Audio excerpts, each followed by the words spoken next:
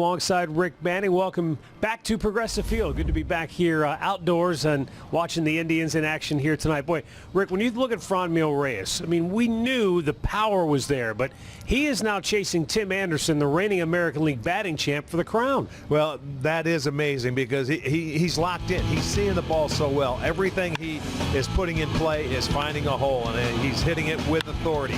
On Tuesday night, he had 5 hits, and the next night he gets 3 hits. He just continues to hit the ball all over the field, use the big part of the ballpark, and come up big for the Cleveland Indians. And when you look at that series that he had in Kansas City, that's something very special. He had 10 hits and 13 at-bats, you know, a couple of ribbies, 4 doubles. That's the first Indian player to do that since my teammate Mike Hargrove did it back in 1981 against the Boston Red Sox. And Franmil in his last 24 games, just a .418 average, 7 home runs, 21 RBIs.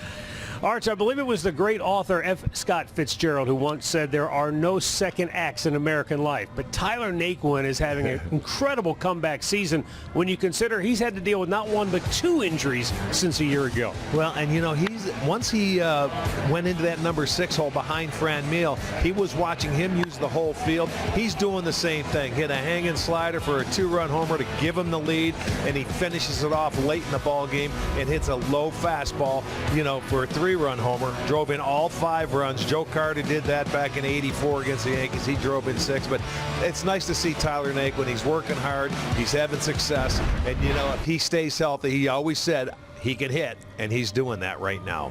I know mixed emotions for you tonight. It's going to be tough. Your old club, the Brewers. No, it's Indians. not. Head-to-head here. It has outstanding control.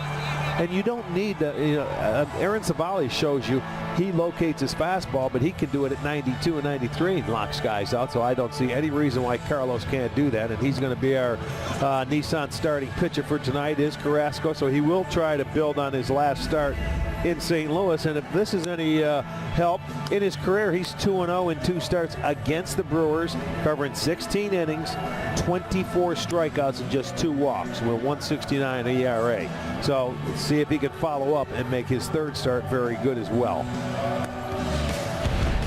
Craig Counsell's starting lineup for the Milwaukee Brewers features that guy in the leadoff spot, Ben Gamble. Keston Hiura in the 2-hole playing second base. Christian Yelich in left field will bat 3rd. Jed Jerko batting cleanup.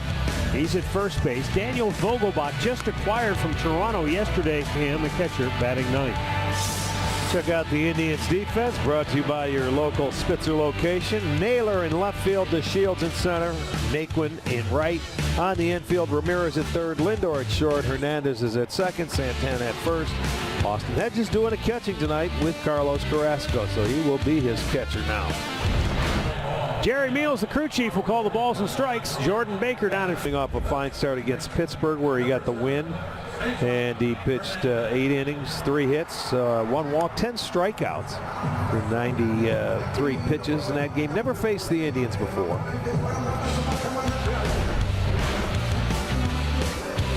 Sandy Alomar, the acting manager for the Indians, and the starting lineup brought to you by Progressive Insurance. The top 6 remain intact.